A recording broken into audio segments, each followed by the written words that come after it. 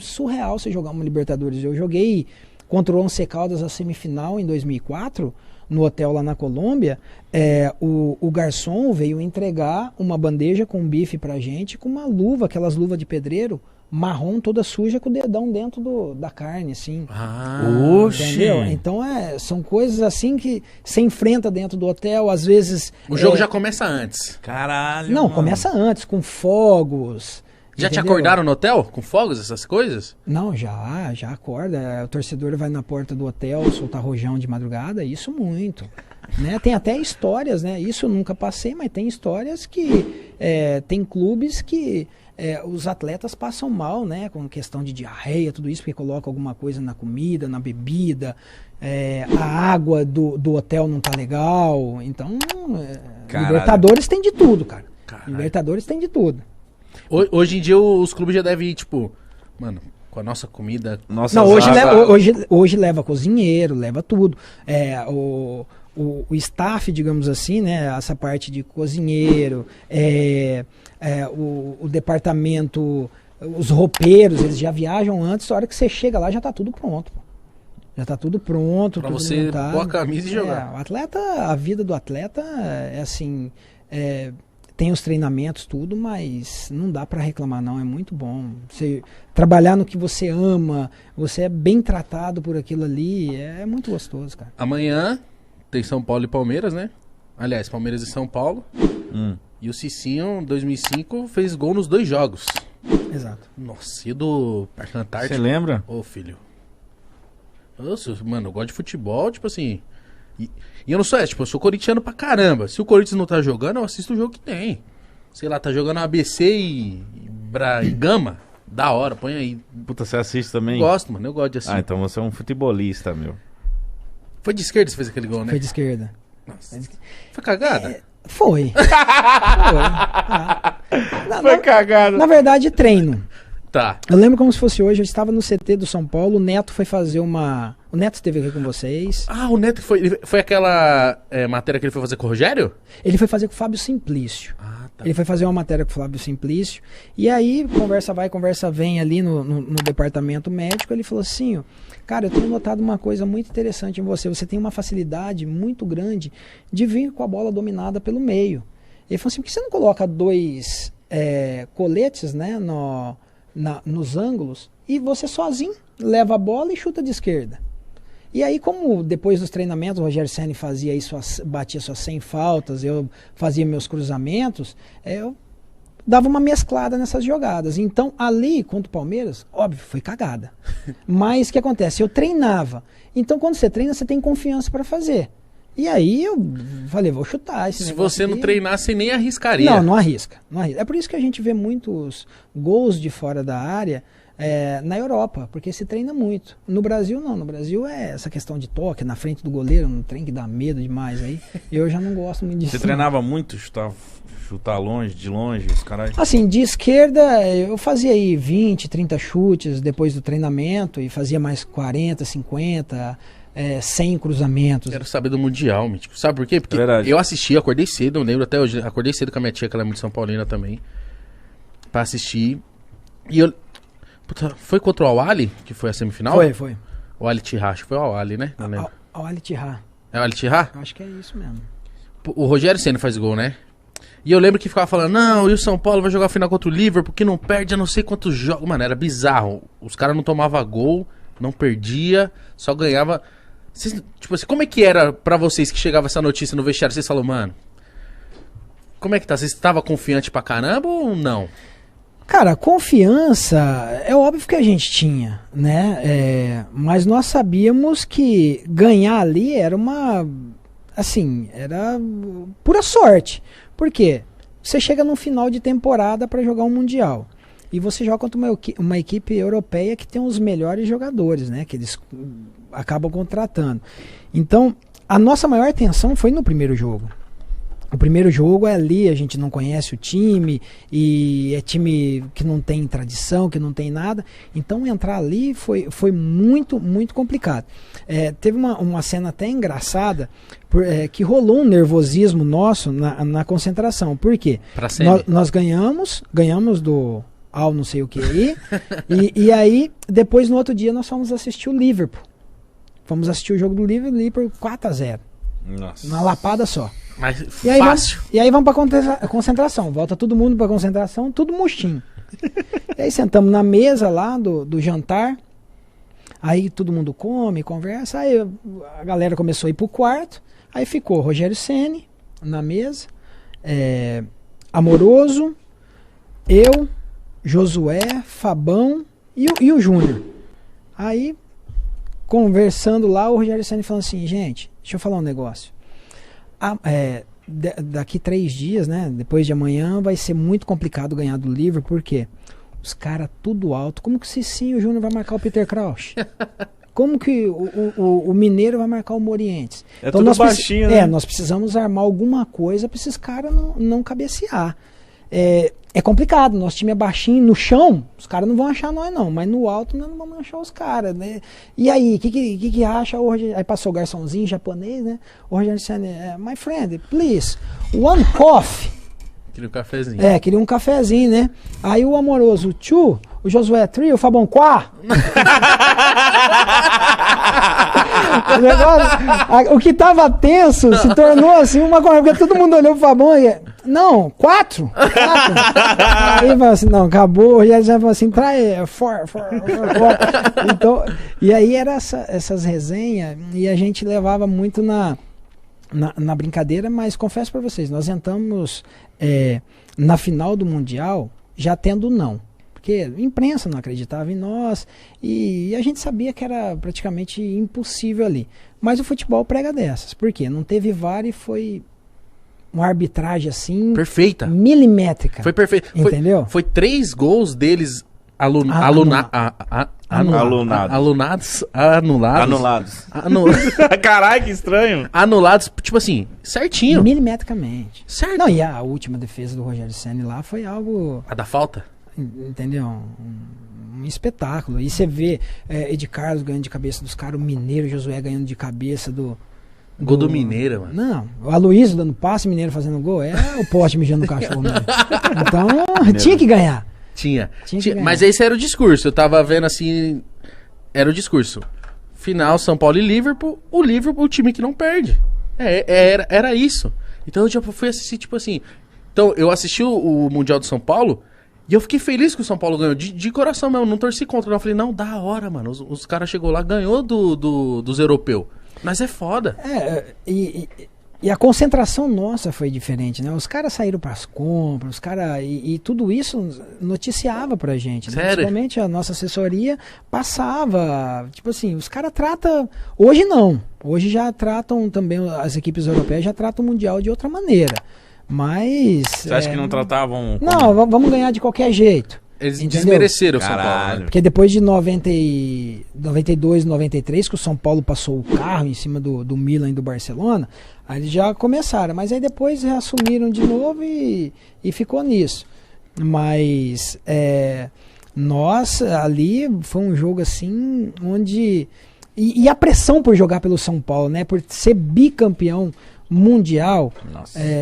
Então, por exemplo, se ligar... a Luizinha hoje e falar, e se não tivesse ganho, como que seria hoje? Cara, não sei. Não sei, eu acho que provavelmente, se não tivesse sido campeão, eu estaria dando entrevista aqui hoje chorando, porque porque é um sentimento assim, único. Quando acabou o jogo, o Rogério Ceni, eu corri nele, né, e abracei, eu fui o primeiro a abraçar ele dentro do campo e falei, nós somos o melhor time do mundo. Ele falou no meu ouvido, ele falou assim, agora você vai ver o que é o torcedor de São Paulo no Brasil. Aí... Depois disso, da hora que você chegar aqui, um mar de torcedor. Então é bom demais. Quem você marcou nesse jogo? O que eu tentei marcar foi um atacante pelo lado esquerdo lá, que eu sonho com ele até hoje. Pensa num cara rápido. Era Kel, alguma coisa assim, um cabeludinho. Porque ele era muito rápido, cara. E ele entrou por quê? Você quer o Quit? Não lembro. Não era o Quit, não. Deixa eu pesquisar o time do Liverpool. Eu esqueci o nome... Desse ponta esquerda, porque ele era ponta esquerda mesmo, e eu lembro que o treinador espanhol sabia das características tanto minha e do Júnior, e pediu, o cara, você pode ver, o tempo todo ele em cima de mim. E aí o que acontece? O europeu é muito mais obediente que o brasileiro, né? Eu o brasileiro é mais peladeiro. Então, quando o nosso time estava com a bola, eu já me avançava para poder receber uma bola, acreditando nos passes dos meus companheiros. E às vezes errava, já tomava e eu tinha que correr atrás dele. Pelo amor de Deus. Eu não tô achando, mano. Queria muito achar quem era. Você sim, e muda a vida de um atleta quando ele ganha um mundial, por exemplo, um jogador de futebol? Como que é ganhar um mundial? Além do passe, ficar mais caro, evidentemente, mas tipo, deve ser muito louco. Luiz Garcia? Será que era o Luiz Garcia? Não, Luiz Garcia é o número 10. Luiz Garcia, não, Luiz Garcia K9, Cici K10, Crouch K11, Gerard Allo... Nossa, será que tá... Harry Kewell. Kewell, esse daí mesmo, Kewell. Nossa. Esse mesmo. Rápido? Era rápido. Corria mais que notícia ruim. O homem, eu sonho com ele até hoje. Mas eu fico imaginando eles no campo, Mítico. Acho que não sei se você assistiu, mas eu assisti, eu lembro, tipo assim, o Liverpool jogou muita bola. Só que o Rogério Ceni pegou tudo. Foi tipo o Cássio agora contra o Chelsea em 2012. Pegou tudo que tinha pra pegar, o cara pegou. Eu tive a oportunidade, eu nunca tinha assistido a final do Mundial. Fui assistir o ano passado, né, que fez 15 anos, então teve um especial aí, eu acabei assistindo. Ah, você nunca tinha assistido o seu jogo? Não, nunca tinha assistido. Nunca parei. É porque você não assiste o jogo completo, né? Ainda mais num jogo que você sonha com o cara, aí eu vou trazer a memória. Então não... porque a gente vê só os gols, só os... Melhores momentos. E o que acontece? Quando eu assisti o jogo, eu fiquei muito nervoso, né? Aquela questão, nossa, parece que vai tomar gol. Você sabe que não vai tomar gol, mas você fala, nossa, e eu nervoso como torcedor. Só que eu achei uma coisa muito interessante. Lá dentro de campo, e me veio à memória isso, nós jogadores não estávamos nervosos. Toda aquela pressão, pra gente foi uma coisa natural ali dentro de campo. Porque o jogador, quando deu 30 minutos do segundo tempo, que o juiz anulou um gol lá, que foi milimetricamente, na minha cabeça estava assim, hoje a gente não perde mais, a bola não entra. E aí o Rogério Ceni vai e faz aquela defesa. Entendeu? Então o jogador sente isso daí, sente que tá favorável para ele. E se você acompanhar o primeiro tempo nosso, foi um primeiro tempo bem legal, assim. Foi de igual para igual mesmo. O segundo tempo eles massacraram a gente, mas o primeiro tempo nós jogamos, e aí entra o peso daquela questão de preparo, né? A gente já vindo no final de temporada, mas respondendo a sua pergunta, você ganhar um título, que é o título mais importante da história de um clube, cara, é comemorar a vida toda, a gente sabe que quem vive de passado é Museu e Pelé, né? São os únicos dois. Mas o meu nome está na história do São Paulo. Hoje eu posso chegar ali no São Paulo, levar meus filhos, né? Olha, o papai fez parte de um clube vitorioso. Você chega, onde você chega, você é reconhecido por ter ganho esse título.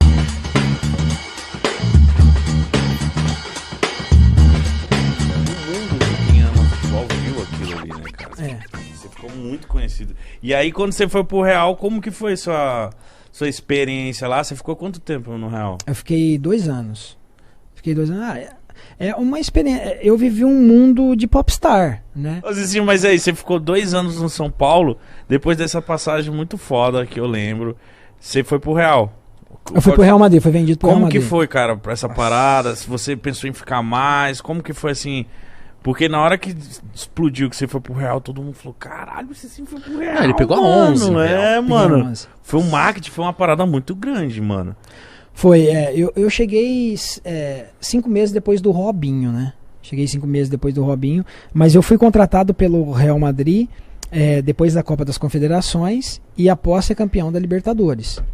O passe tava caro. Após ser campeão da Libertadores. E quando o Luxemburgo, que na época estava no Real Madrid, pediu a minha contratação por intermédio do Roberto Carlos,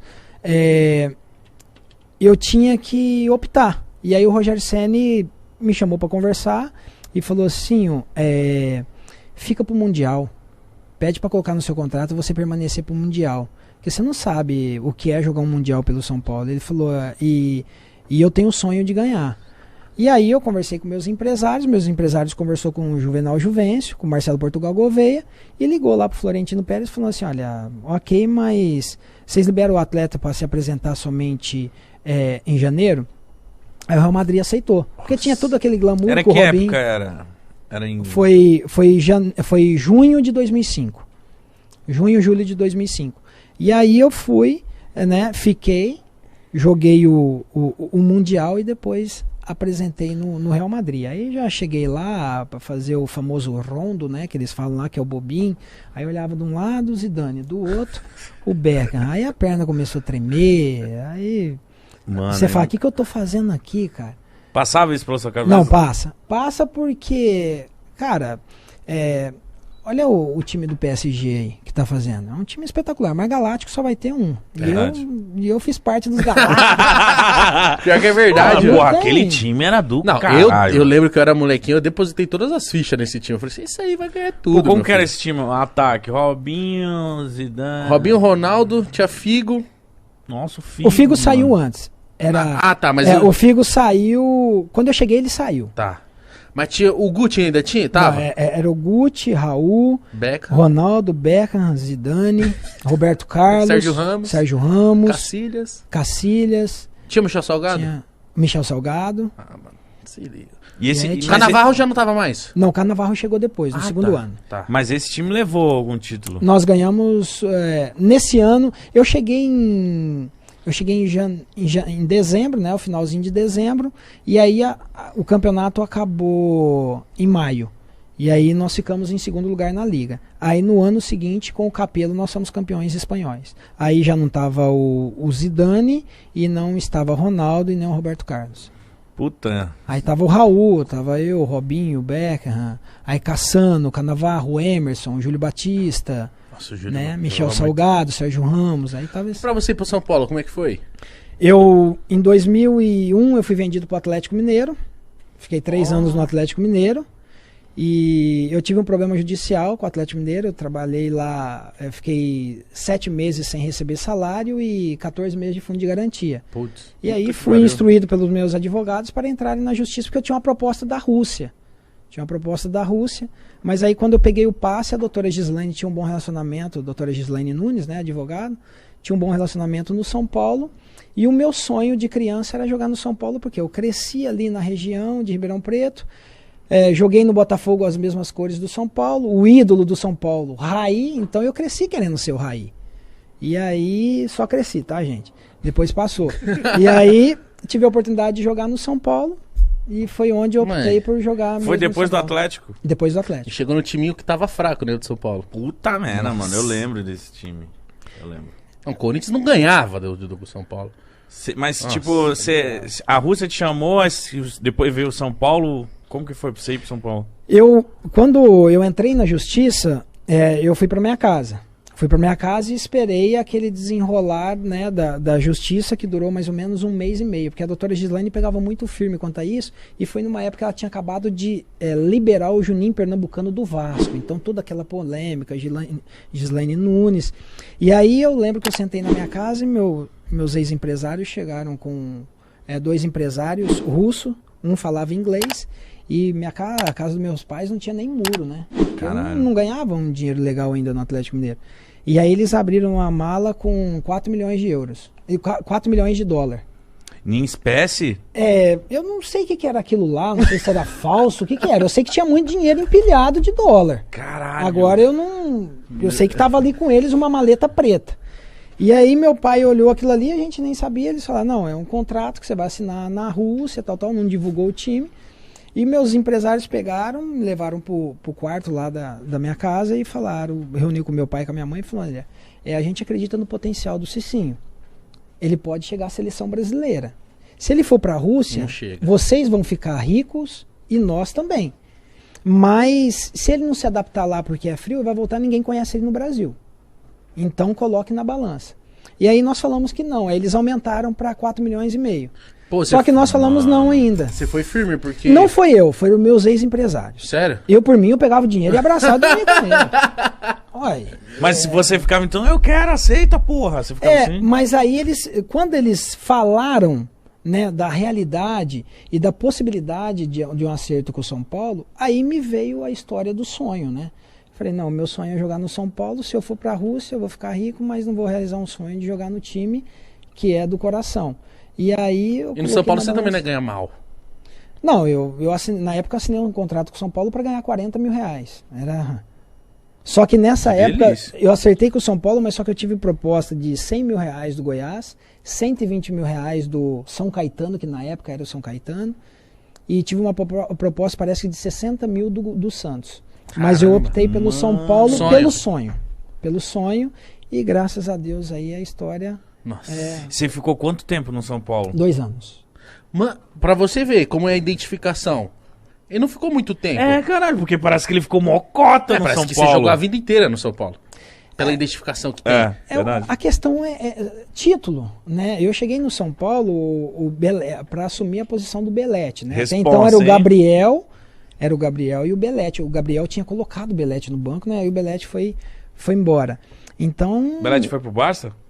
Nessa época, eu não sei se ele foi pro Barcelona, eu acho que sim. E aí a questão é o seguinte, o São Paulo é muito identificado com Libertadores. Então, eu não ganhei brasileiro pelo São Paulo, mas ganhei Libertadores e Mundial. Então, isso... Paulista também não ganhou? O Paulista também. Então, isso é o que chama a atenção do torcedor. No entanto que hoje, né, as equipes, eu creio que o São Paulo levantou essa bandeira de Libertadores. O Vampeta falou disso. O Vampeta falou isso aqui no sábado. Aí hoje as equipes trocam, né? Então o torcedor quer ver Libertadores. Ele falou assim, ó, que nenhum dos outros clubes ligava tanto pra Libertadores. Tipo assim... Foi o São Paulo que inventou essa parada. parada. O São Paulo puxou isso aí e deixou a parada, tipo, importante mesmo. Tipo, pô, o São Paulo já ganhou 2. Ganhou 3. Precisamos ganhar também. Mas como que foi pra você começar a se interessar por futebol? E porque eu vi você falando assim, quando a coisa começou a ficar séria.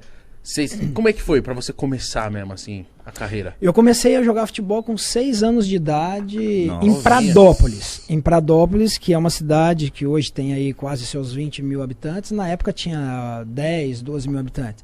Então eu comecei a jogar na escolinha da cidade. Aos 13 anos de idade eu recebi o convite do Botafogo de Ribeirão Preto, né, que se desloca ali, são 30 quilômetros.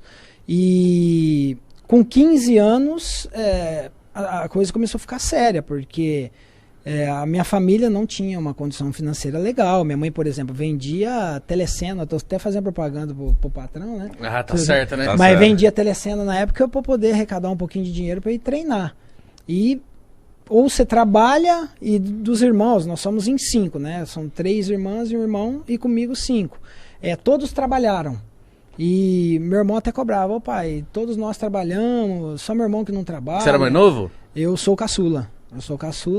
E aí eu tinha que escolher. Então eu procurei me dedicar. Na escola não era assim frequente, né? Não era muito de Você estudar. Não era bom aluno, não?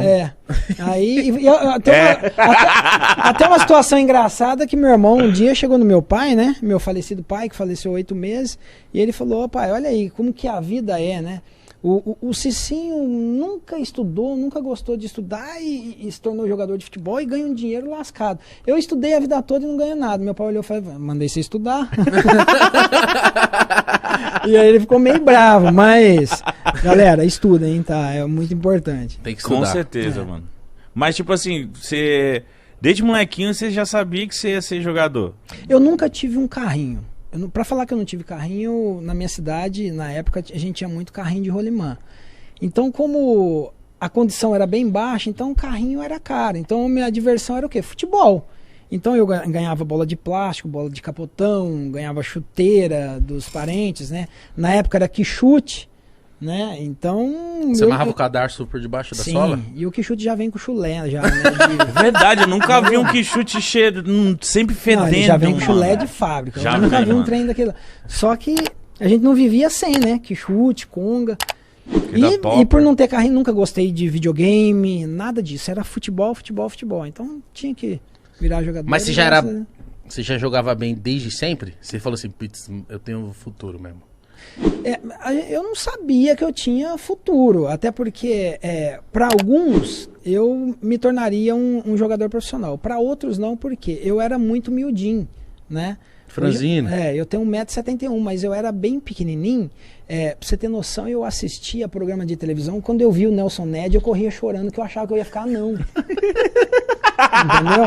Gente, eu tenho muitos amigos anãozinhos, né? Então não é nada de bullying, nada disso. Mas é porque eu era miudinho, então eu tinha medo.